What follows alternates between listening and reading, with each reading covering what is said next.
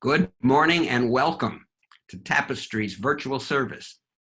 My name is Dave Weber, and it is my privilege to serve as your worship associate today. This is my first experience with being a virtual worship associate. I asked the audio-visual folks what special preparations were required. I was told I would need to work out the final solutions to the gravitational equations between the Earth, Moon, and Sun. It was meant humorously, but since I'm a physicist, that really wouldn't be a problem. But things may still not go perfectly. So I thank you for your patience this morning as we are all learning this new way to be together in community. Like you, I look forward to the day we can once again be physically together at our beautiful building in Lake Forest. But until then, we shall remain together as a community, supporting and caring for one another.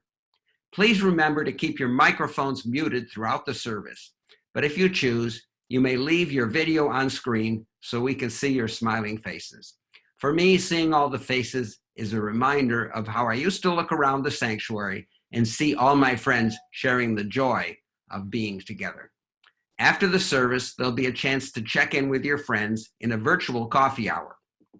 You may unmute yourself at that time, but because Zoom only recognizes one voice at a time, you may prefer to use the chat function. And for now, I'm afraid you'll have to supply your own coffee and refreshments. Oh well. Here at Tapestry, we celebrate diversity. We come together as a mixture of races, nationalities of origin, sexual orientations, and gender identities. And we hold many diverse theological perspectives. Here, people bring their sincere questions, challenges, and joys, and work together to gain clarity about our personal beliefs and depth in our convictions. Here we practice loving our neighbors and ourselves. Even in these tough times, we have programs for our youth via Zoom, including RE classes on Sunday mornings and story time on Tuesdays and Thursdays. So we are still working on building a multi-generational community.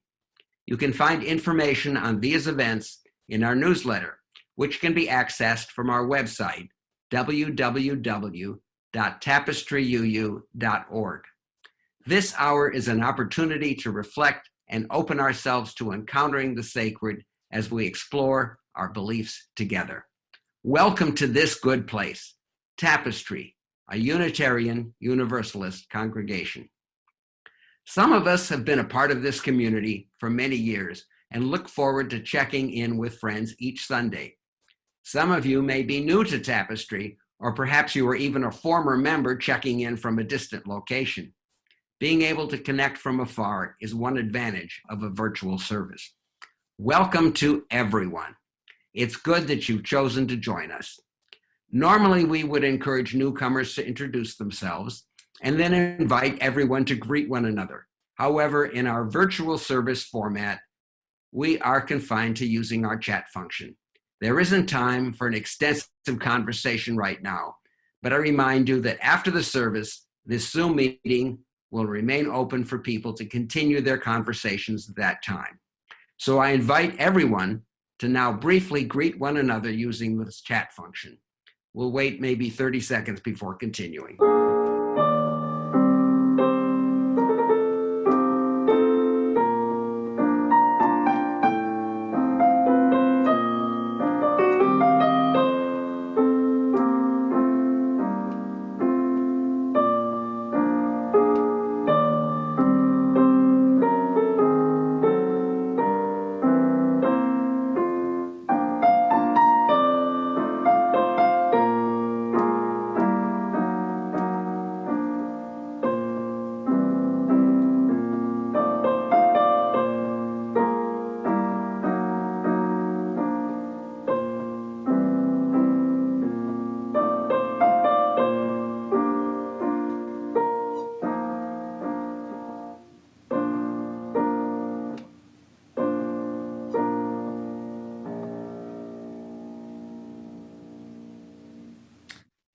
Even in these times of social distancing, Tapestry remains an active congregation for people of every age and interest.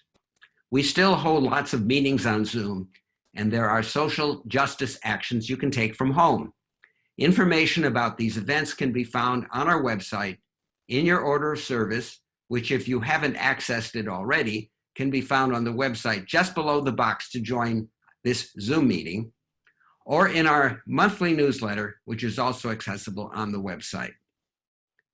The theme this month is Sabbath.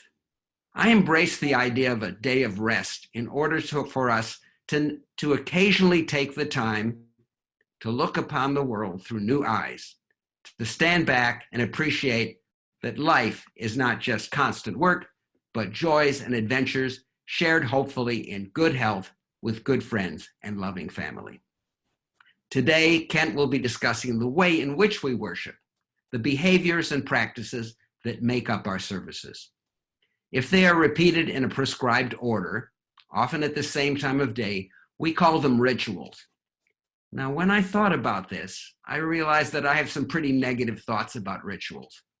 In conservative traditions like the Judaism I was introduced to in my childhood, the ritualistic repetition of behaviors is often used to indoctrinate and to suppress reasoning and creative thinking in favor of a blind acceptance of beliefs. Ritualistic behaviors can draw people into cults, along with others who share the same behaviors, and exclude as inferior people who don't share those beliefs and practice those same rituals. We will be discussing the book Becoming Eve at the next Ministers Seminar on June 1st.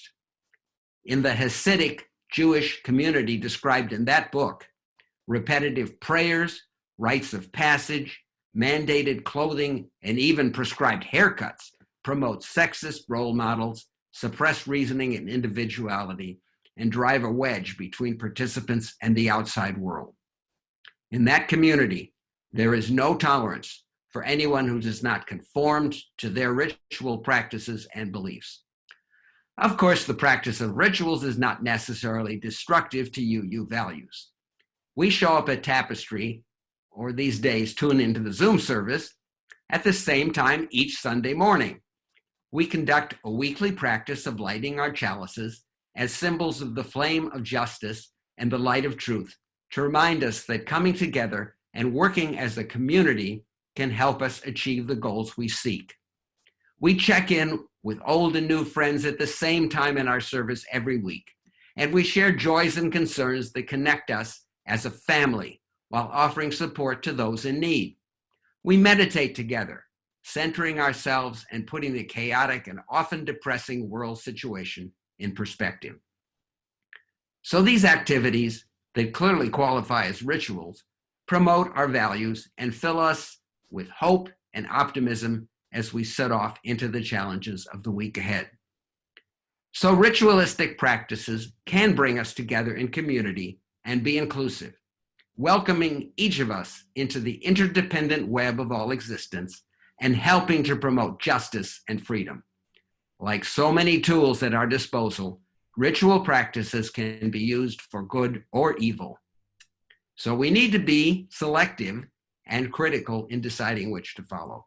In my opinion, Tapestry is doing a very good job of this. At this point, we normally light our beautiful Tapestry chalice, which is displayed on your screens, the central symbol for Unitarian Universalists all around the world. As I just mentioned, this ritual celebrates our coming together as a community in worship. However, in these times of social distancing, we must each light our own chalice. I invite you now to join me in lighting a candle in your home and taking part in this ritual.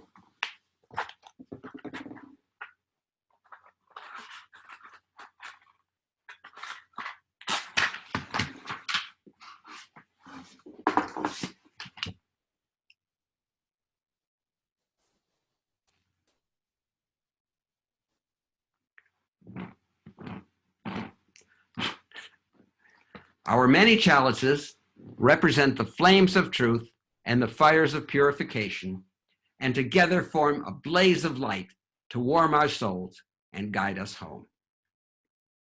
Please join me now in saying our covenant and in singing our song of affirmation.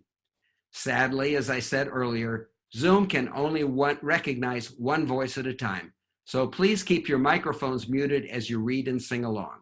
The same is true later when we sing our hymns together. Love is the spirit of this congregation, and service is its law. This is our great covenant, to dwell together in peace, to seek truth in love, and to help one another.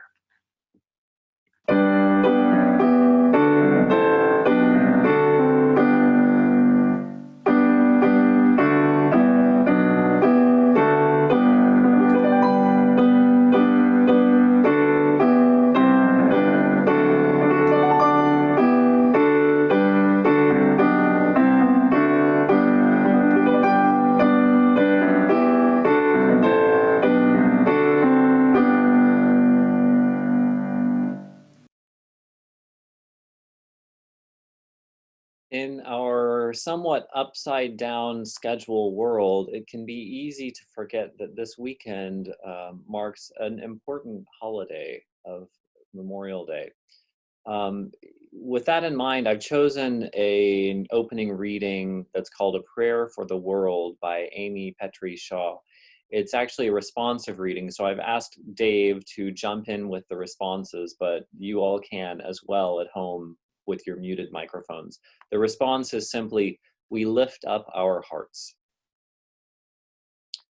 For all who die in war,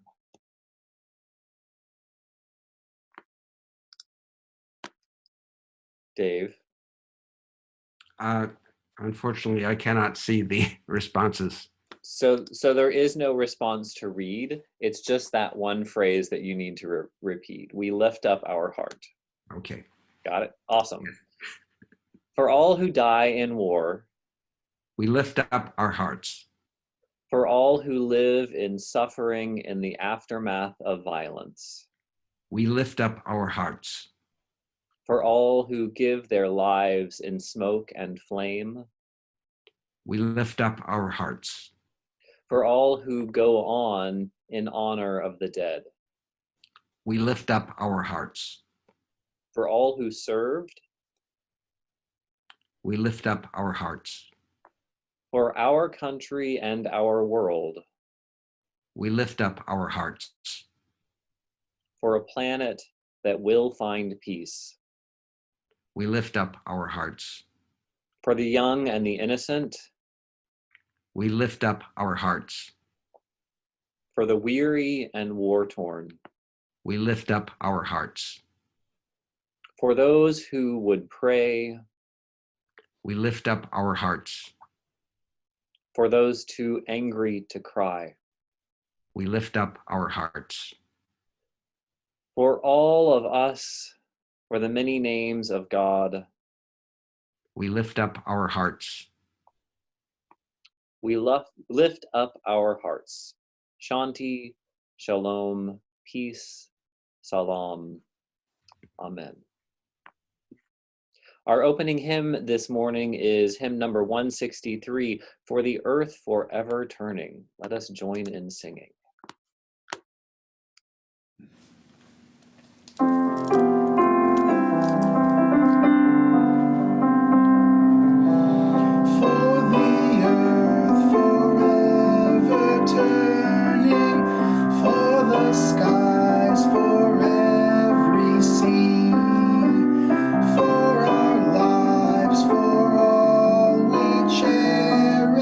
Sing we our joyful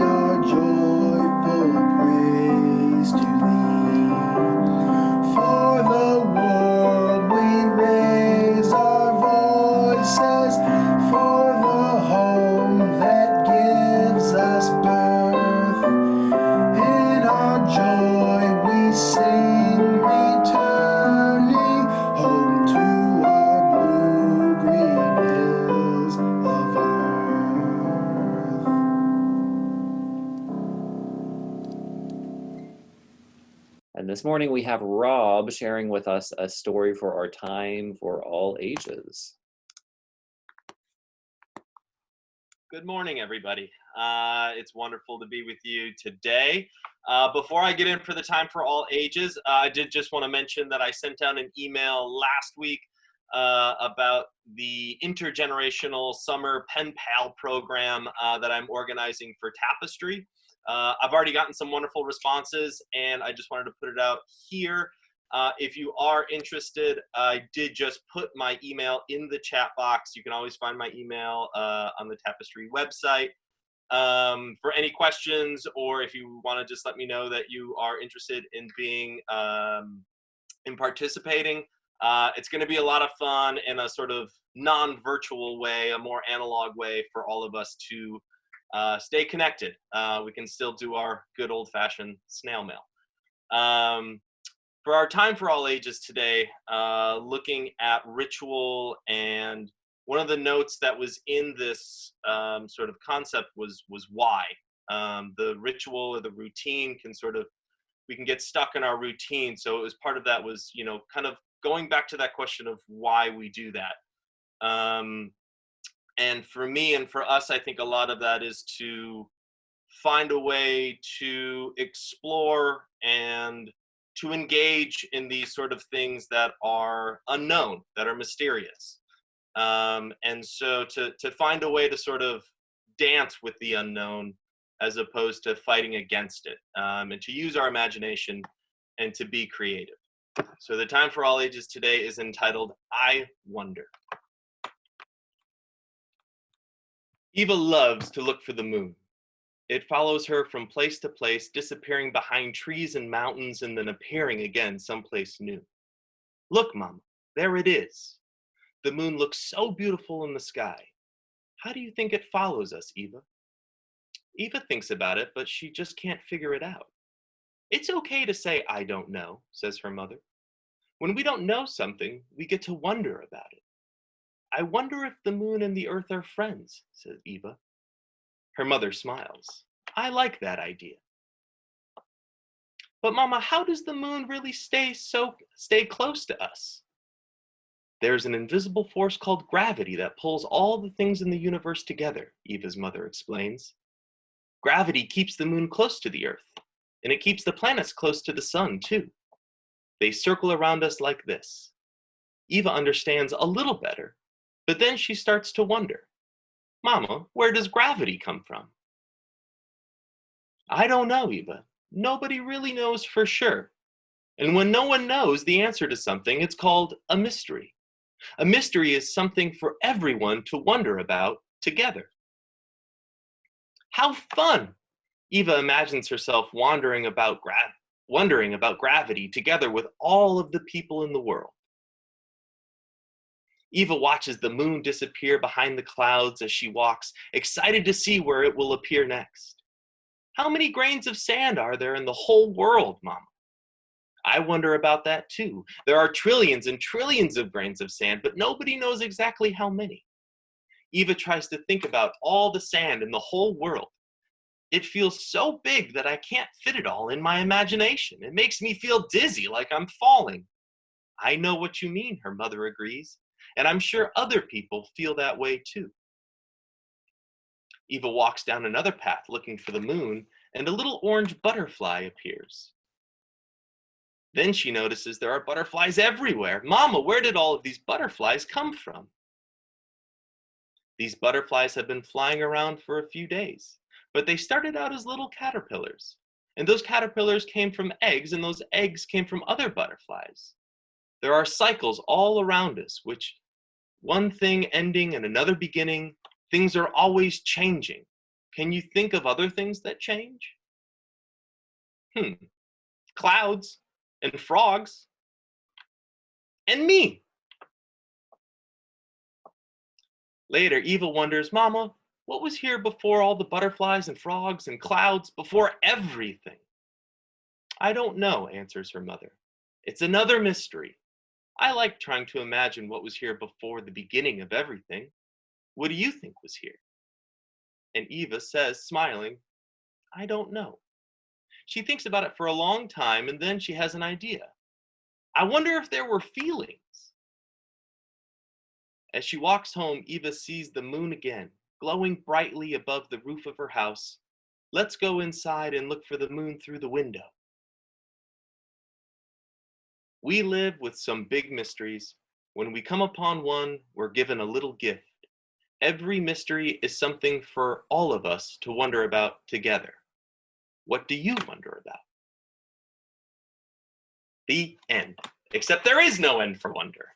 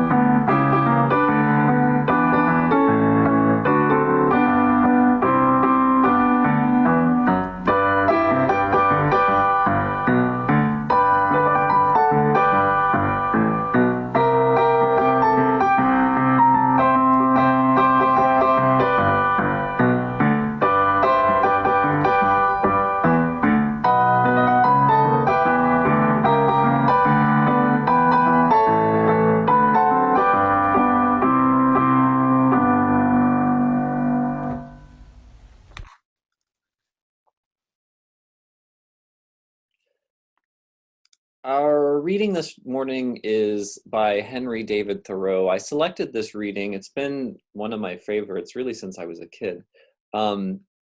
It's something to aspire to, not just in our daily lives, but in our worship at Tapestry and in our whatever rituals we might have in our personal lives. Why should we live in such a hurry and waste of life? We're determined to be starved before we are hungry. I wish to live deliberately, to front only the essential facts of life. I wish to learn what life has to teach, and not, when I come to die, discover that I have not lived. I do not wish to live what is not life. Living is so dear. Nor do I wish to practice resignation unless it is quite necessary. I wish to live deep and suck out all the marrow of life.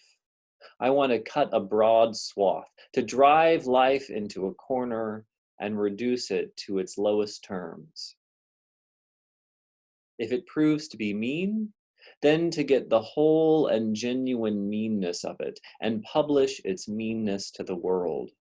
Or, if it is sublime, to know it by experience and to be able to give a true account of it.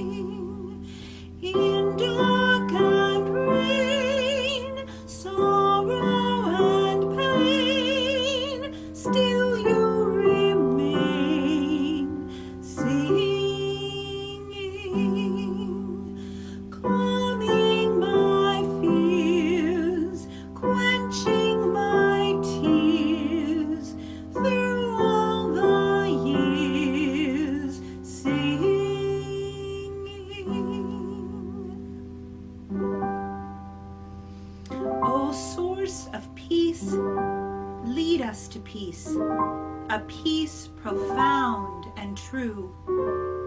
Lead us to a healing, to mastery of all that drives us to war within ourselves and with others. May our deeds inscribe us in the book of life and blessing, righteousness and peace.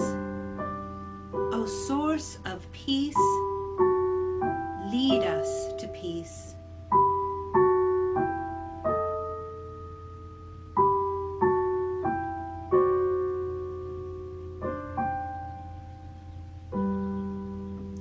Voice still and small, deep inside all, I hear you call, singing.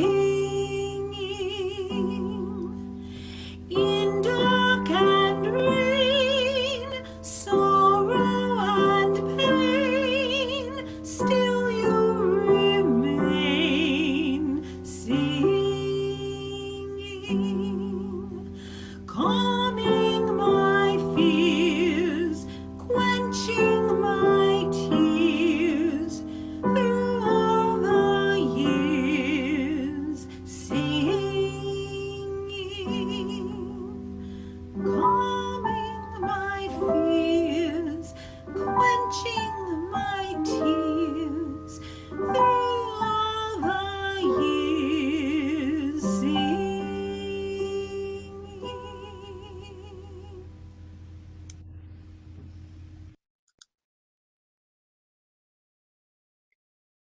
Would you join me now for a short time of prayer or meditation? Spirit of life, God of many names, mystery beyond naming, we gather in thanks for this good day. We pause in the stillness to rest for a moment, to quiet ourselves so that we can feel what stirs within us. Each breath draws us closer to the pulse of life, and with each exhalation, we make room for something new. As we have made time in our schedule for this hour of worship, as we've made space from the noise for some silence, so we also make space in our hearts.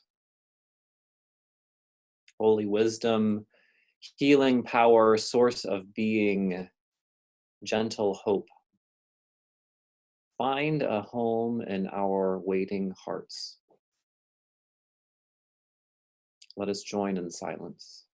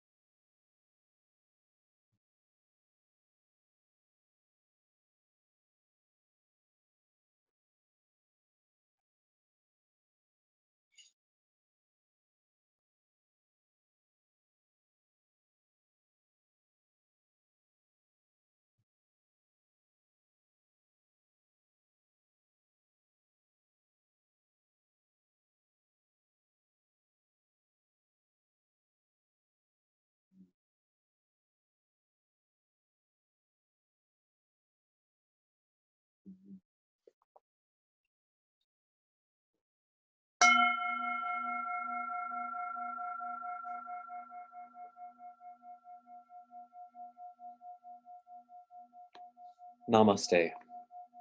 Amen, and blessed be.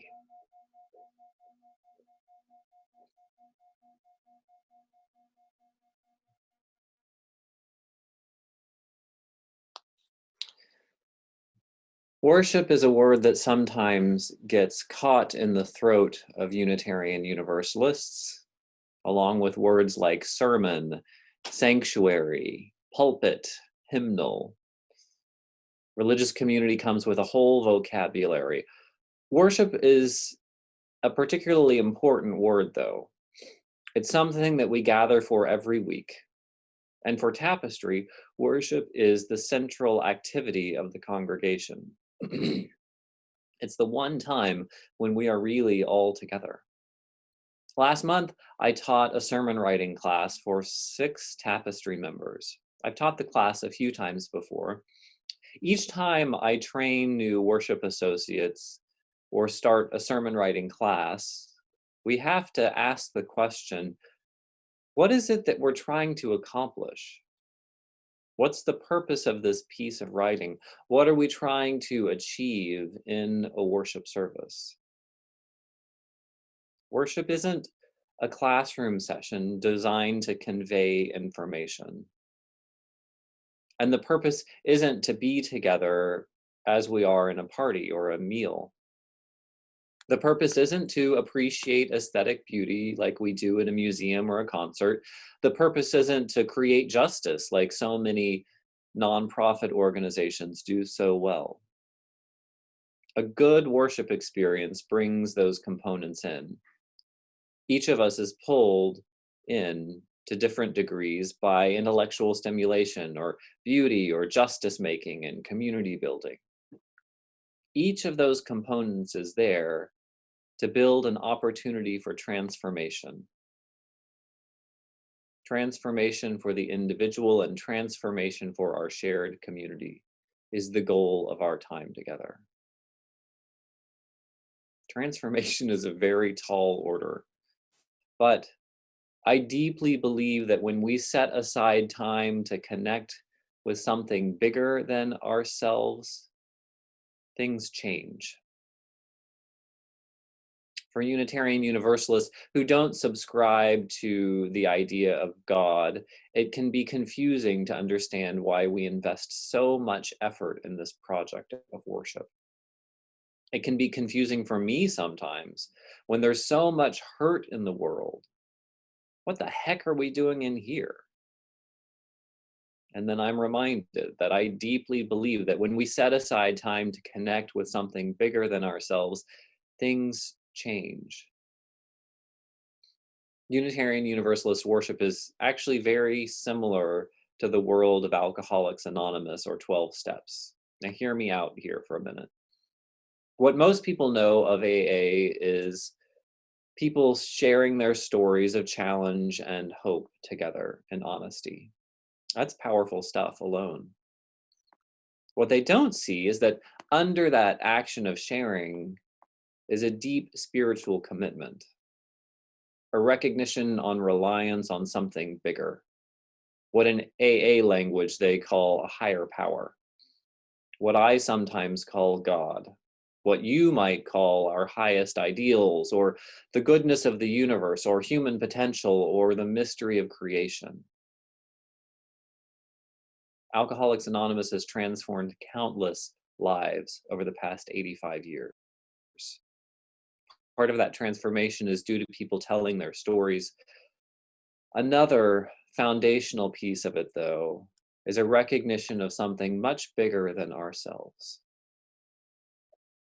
Unitarian Universalist minister Ralph Halverson wrote, "We have religion when we stop deluding ourselves that we are self-sufficient, self-sustaining, or self-derived. We have religion when we stop deluding ourselves that we're self-sufficient, self-sustaining, or self-derived." Each of us is reminded of that power greater than ourselves through a lot of different experiences. Sometimes, just sometimes, that reminder comes through a worship service. We UUs aren't known for our outpouring of emotions in worship. There aren't a lot of amens or hand gestures going on, but sometimes We create an atmosphere where a heart is changed or something breaks open and begins to heal. Sometimes I get to see it in smiles or the welling up of tears. Last year, I was reminded of the power of music and worship. One of our members had had a really terrible couple of weeks. A close colleague had died. She delivered the eulogy. She was responsible for shouldering the workload and took on the responsibility for bolstering the morale in a devastated office. She was holding it together with a brave face until we began singing hymns on Sunday morning and something cracked. The tangled up web of emotions burst forth in a surprising sob. It wasn't anything I had said or even the particular hymn. It was the experience of being together and singing that opened a door to her soul. For others, the heart opening comes in community.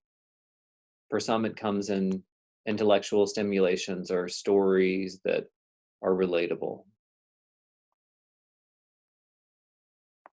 The heart opening may be the shock of the jewel-toned colors of our tapestry, or the smiles on children, or being with elders. I remember our first worship service in our new building. Not the formal dedication, but before that, when we got to gather there for the first Sunday. Seeing the people who had been so generous with their hearts and with their money for decades. Seeing the fruit of generosity and the community it built was overwhelming to me. That Sunday, a physical building broke my heart open. And I'm bracing myself for a future Sunday of heart opening when we're able to worship together in person in our spiritual home. Now, sometimes growth and transformation is not what the doctor ordered. When the world gets turned upside down, sometimes what we need most is a reliable constant. There's a rhythm to worship that can bring comfort when the rest of the world seems upside down. A couple of weeks ago, I was talking with a friend about the oddity of life in this social distancing that we're doing. Some of what we're doing seems so strange, and on the other side of the coin, in the midst of a plague, knowing that 96,000 people in the United States have died from a mysterious disease, we go about our daily business with as much normalcy as we can muster. My friend said that it reminded him of one of his friends' family. They're a French family. It's said that the grandfather of this French family was still in France during World War II. It said that during the war, every morning, this grandfather would get up, eat his breakfast, put on a suit, and go to the bank where he had worked for many years. He would go and sit at his desk for several hours every day. Mind you, there were no customers. The phone lines had been cut. The building's security had almost certainly been compromised. There probably wasn't even any money there.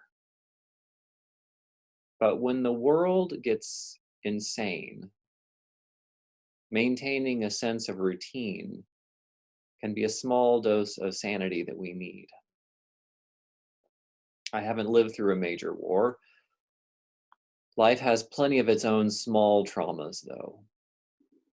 Relationships end, people die, we face professional upheavals, and sometimes our fragile bodies get broken. In those moments, at least for me, the power of worship isn't so much in the particulars of what's being done or said. The power of worship is in the fact that we've gathered on Sunday morning, as this congregation has for 40 years. Sometimes it's hard to get up and offer something hopeful. The worship associates can tell you, sometimes the theme of the service rubs directly in the wrong direction to irritate a broken heart. By the time the sermon and the prayer are delivered, I'm sometimes tired of my own words and thoughts.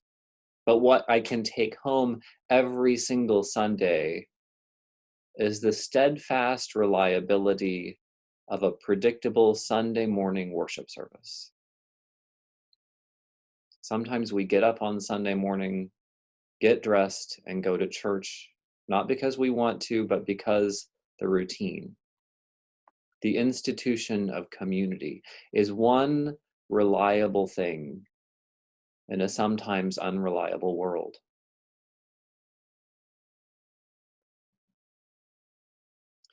We cram a lot of different components into 1 hour of worship together.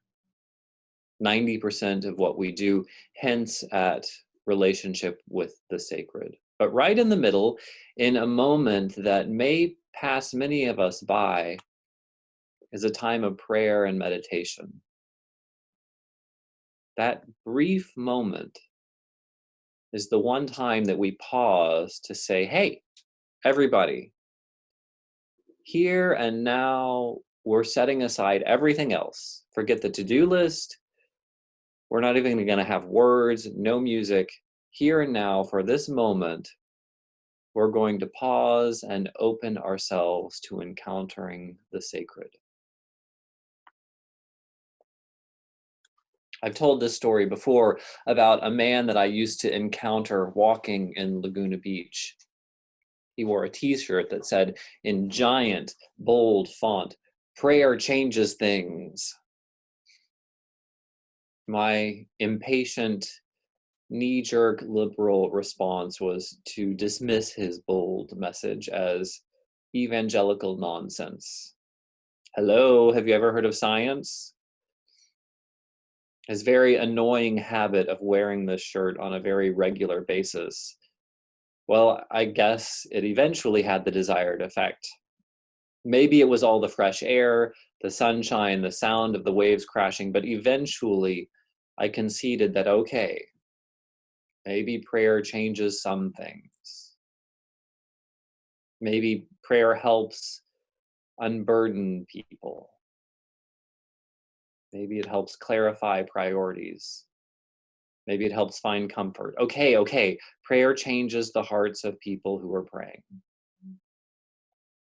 This past week, during our online Friday lunch gathering, I also heard the flip side of that coin.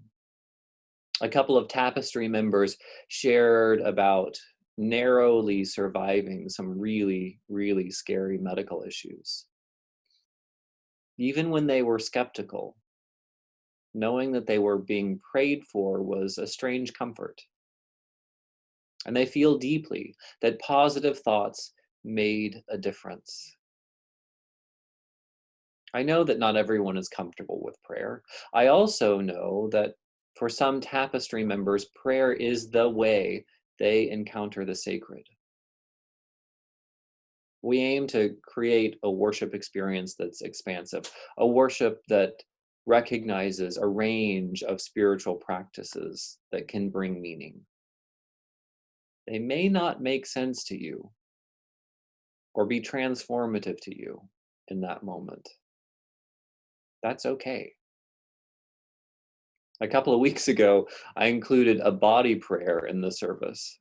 You may remember different hand gestures signifying different ways of relating to the sacred. If I'm honest, that type of prayer has never felt natural to me. I thought people would hate it. It turns out many of you really, really liked it. I guess the point is, some components of the worship service aren't for you. They're for the person sitting next to you. Or in our new online world, for the person in the window on the screen next to you.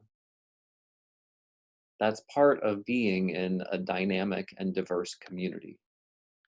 We support one another on our spiritual paths. It's kind of like picking music in a long, long road trip. Sometimes you get to pick, sometimes you have to listen to what others pick. And along the way, you might just find a new band that you really enjoy.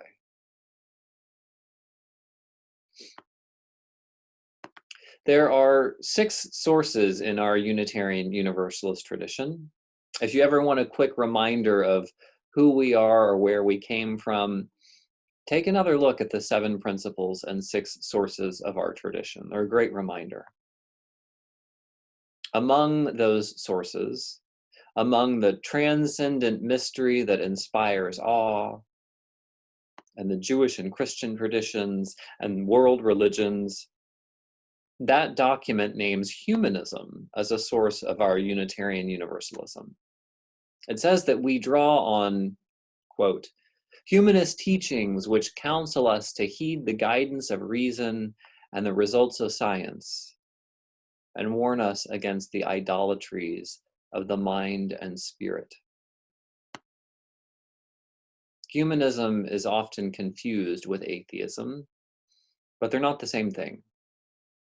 Atheists believe there is no God, and there are many atheists among us, which is awesome. Humanists don't explicitly say that God doesn't exist. Humanists argue that we have so much going on with reason and ethics and artistic expression to have a plenty meaningful life. Belief in God isn't necessary. But religion can be a nice addition to human thriving.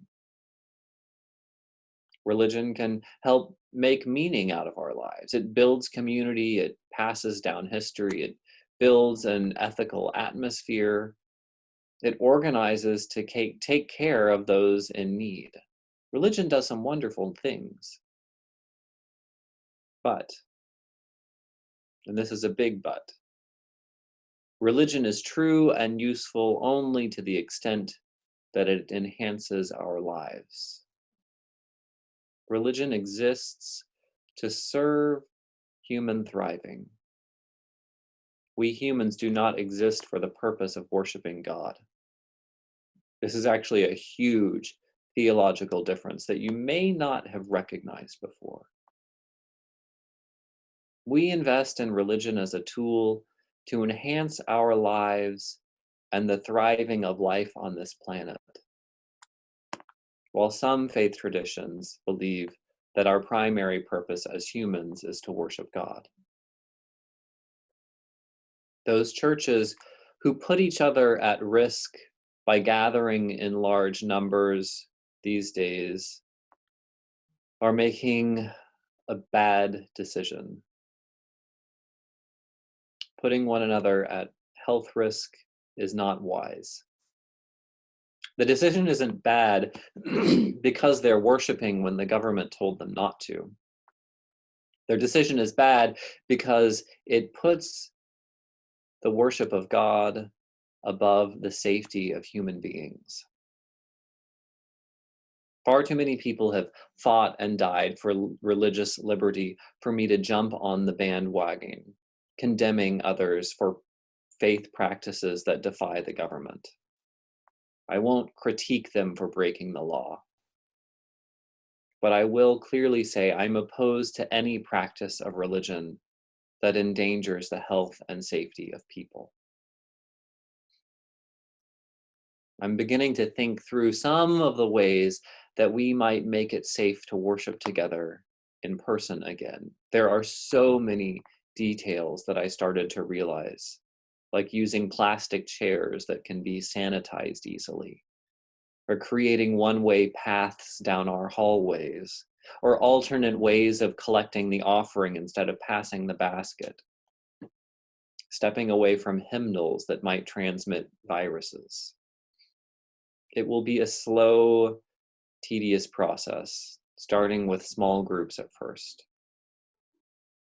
Keeping worship safe is a huge project that we are committed to. And I can't wait until the day we can gather again in person, to sing together, to hug one another. And until that time comes, I am so, so glad that we're able to be together virtually. Being able to continue this bit of weekly normal routine has been a lifesaver for me. And I hope that our worship, in whatever form it takes, continues to remind us all that powers much bigger than we ever dreamed possible hold us in love. Amen.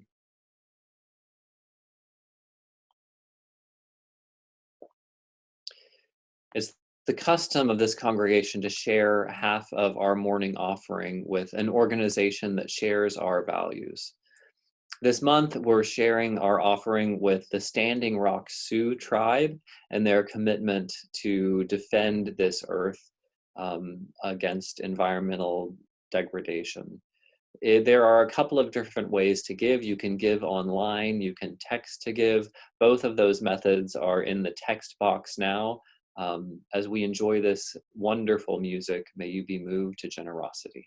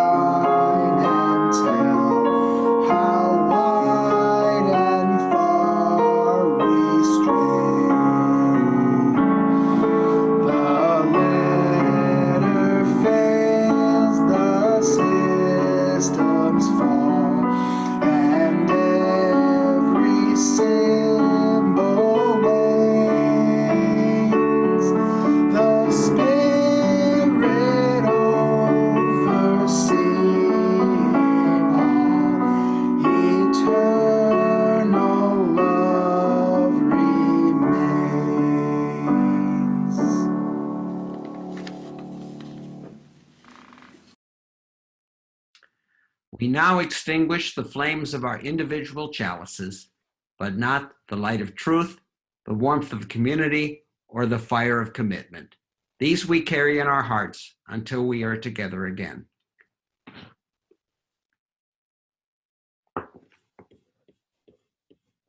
May we go forth from our time together, thankful for the life that sustains and renews us, and open to the grace that surrounds and inspires us. May we go forth from our time together with openness and thanksgiving. Go in peace. Let the light within you be a blessing to the world.